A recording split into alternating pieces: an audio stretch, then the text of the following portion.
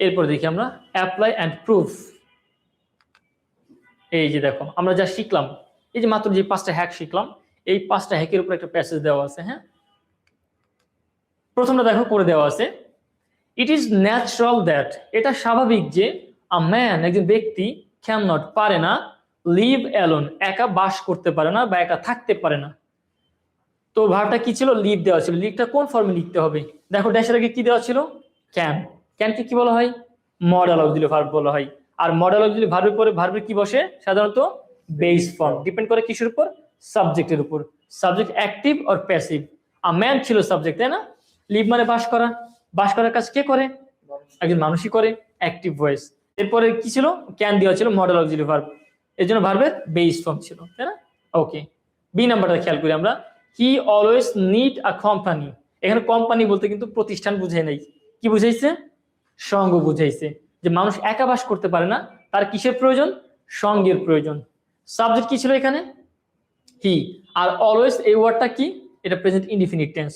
Always ওয়ার্ডটা দেখে কি বোঝা যাবে? এটা প্রেজেন্ট ইনডিফিনিট টেন্স। সাবজেক্ট কি ছিল এখানে? হি। কোন পারসন? থার্ড পারসন, তাই না? এবং কোন নাম্বার? Singular number. তাহলে নিডটা কি হয়ে যাবে? নিডস হয়ে যাবে। হ্যাঁ, প্রেজেন্ট ইনডিফিনিটে সাবজেক্টটা ছিল থার্ড পারসন, সিঙ্গুলার নাম্বার, তাহলে নিডটা কি হয়ে যাবে? নিডস হয়ে যাবে। He always needs a company, তার সবসময় একজন সঙ্গের দরকার হয়। He has to express his thoughts and ideas, তাকে কি করতে হয়? তার যে চিন্তা ভাবনা আছে, তার যে পরিকল্পনা আছে, এগুলো কি করতে হয়? প্রকাশ করতে হয়। এক্সপ্রেস মানে প্রকাশ করা। ড্যাশের আগে কি ছিল? Has to. মনে রাখবা, have to, has to, had to, অর্থাৎ হ্যাভ ভার্বের পরে টু এবং বি ভার্বের পরে to, am to, is to, are to, was to, were to, এগুলোকেও সেমি মডেল বলা হয়। তো মডেল থাকুক বা সেমি মডেল থাকুক, এরপর সাধারণত কি বসে?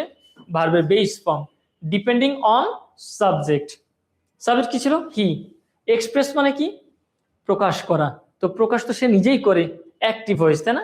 অ্যাক্টিভ ভয়েস হ্যাজ টু করে, তাহলে কি করতে হবে? ভার্বের বেস ফর্ম ব্যবহার করতে হবে। এর জন্য এক্সপ্রেসটা এক্সপ্রেসই থাকবে। আর একটা কথা, সেটা হচ্ছে ম্যাক্সিমাম ক্ষেত্রেই এই তোমার যত সেমি মডেল আছে এগুলো পুরো ভার্বের বেস ফর্মে বসে ম্যাক্সিমাম ক্ষেত্রে, দু একটা থাকে ডিফারেন্ট। এরপরে খেয়াল করি আমরা, think others while the others be of the same needs. বলছে কি? আমরা সবাই সমাজে বাস করি, তাই না? সবসময় শুধু নিজেদের কথা চিন্তা করলে হবে না, অন্যের কথাও চিন্তা করতে হবে। কারণ আমরা যেরকম সমাজের একজন নাগরিক, তাই না? বাকিরাও তো একজন নাগরিক। একটা আমার যেরকম অধিকার আছে, তারও একটা অধিকার আছে। শুধু নিজের চিন্তা করলে হবে না, নিজের স্বার্থের কথা ভাবলেই হবে না। তো হি থিঙ্ক আদার্স, সে অন্যের কথা ভাবে, বা আমরা এখানে বলতে পারি তাকে অন্যের কথা ভাবা উচিত। এখানে শুরু নিয়ে আসতে পারি, অথবা চাইলে হি যেহেতু থার্ড পারসন সিঙ্গুলার, থিঙ্কটাকে থিংসও বানাতে পারি, দুইটাই কারেক্ট। কেমন? এই দেখো, হি থিংস, অথবা কি, হি শুড থিঙ্ক, তার ভাবা উচিত। আদার্স, অন্যের কথা ভাবা উচিত, অন্যকে নিয়ে ভাবা উচিত। হোয়াইল, যেদিকে, দ্য আদার্স, অন্যরা কি, be of the same needs. Be মানে কি? Am, is, are, was, were. দেখতে হবে সাবজেক্ট কি ছিল? The others. সিঙ্গুলার নাকি প্লুরাল? Definitely plural. তাহলে কি নিতে হবে?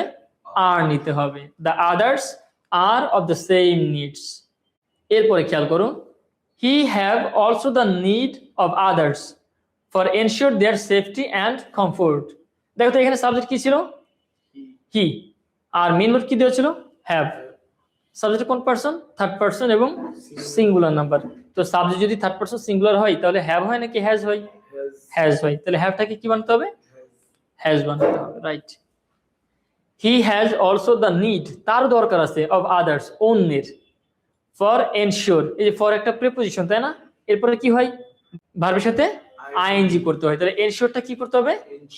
এনশিওরিং। আর একটা বিষয় মাথায় রাখতে হবে, কোনো ভার্বের শেষে যদি ই থাকে, আইএনজি করার সময় ই বাদ দিয়ে আইএনজি করতে হয়। এনশিওরিং।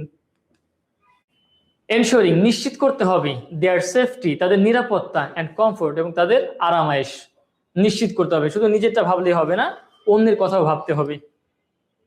এরপরে খেয়াল করো, সো তাই, he is bound live with others, make an institution, and it call society. Okay, একটু একটু করে পড়ি আমরা। সো তাই, হি ইজ বাউন্ড, বাউন্ডের পরে কি বসে জানো? এর একটা অ্যাপ্রোপ্রিয়েট প্রিপোজিশন আছে, বাউন্ডের পরে টু বসে।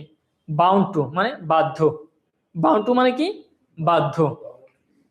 হি ইজ বাউন্ড টু লিভ, সে বাস করতে বাধ্য। আচ্ছা টু এর পরে কি বসে? ভার্ব বেস ফর্ম, এই জন্য টু লিভ এই অংশটুকু নিয়ে আসতে হবে। কেমন? To live. He is bound to live with others, সে অন্যের সাথে বাস করতে সে বাধ্য, একা একা তো বাস করতে পারবে না, কারণ তাকে অন্যের সাহায্য দরকার হবেই। এই দেখো টু লিভ উইথ আদার্স, অন্যের সাথে। ড্যাশ মেক অ্যান ইনস্টিটিউশন, আচ্ছা সে যে অন্যের সাথে বাস করবে কেন, কারণটা কি? কারণ সে কি করতে চায়? মেক অ্যান ইনস্টিটিউশন, একটা প্রতিষ্ঠান, হ্যাঁ, বা একসাথে মিলেমিশে থাকতে চাই, তাই না? এই যে মেক করা কি হচ্ছে? তার উদ্দেশ্য বুঝাচ্ছে। উদ্দেশ্য বুঝালে আমরা কি ব্যবহার করি? টু। উদ্দেশ্য বুঝালে to, to make.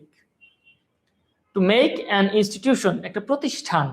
And it call society, এইটা একটু মাথায় রাখি আমরা, এটা একটু বুঝি। দেখো তো এখানে সাবজেক্টের পজিশনে কি ছিল? এন্ড এর পরে নতুন একটা ক্লজ হয়েছে, হ্যাঁ। তো এই ক্লজের সাবজেক্ট কোনটা? ইট। মেইন ভার্ব কি? কল দেওয়া আছে, তাই না? এই ইট বলতে কোনটাকে বুঝাইছে বুঝছো? ওই যে সবাই মিলেমিশে যে থাকবে না, এই মিলেমিশে থাকাকে বুঝাইছে। তো মিলেমিশে থাকা কি? কল মানে ডাকা বা বলা, বলতে পারে? ইট কি বলতে পারে? পারে না। তার মানে এই সাবজেক্টটা এটা কি অ্যাক্টিভ নাকি প্যাসিভ ভয়েস? Passive voice. প্যাসিভের নিয়ম কি? আগে নিতে হবে বি ভার্ব, পরবর্তীতে কি নিতে হবে? V3। তাহলে বি ভার্ব, ইট যেহেতু সিঙ্গুলার তাহলে কি নিব আমরা? ইজ। আর কলের V3 কি? কল্ড। তাহলে পুরো মিলে আনসারটা কি হবে? Is called. It is called, এটাকে বলা হয়, এটাকে কি বলা হয়? সমাজ বলা হয়। এই দেখো ইট ইজ কল্ড।